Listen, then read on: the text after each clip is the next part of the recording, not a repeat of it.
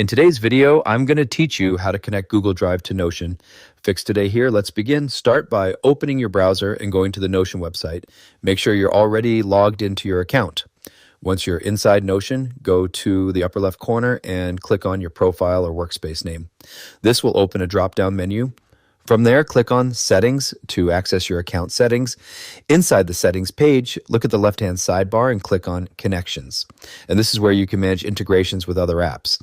In the Connections section, click on See All to view all available integrations. Find Google Drive in the list, then click the Connect button next to it. A Google sign-in window will appear. Select the Google account you want to link to Notion. After selecting your account, review the permissions that Notion is requesting, then click Allow to grant access to your Google Drive files. Once the connection is successful, you'll see your Google account email listed under the Google Drive section in your Connections settings.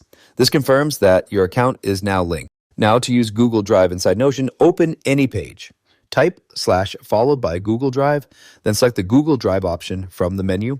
This will allow you to browse and insert files directly from your drive into your page.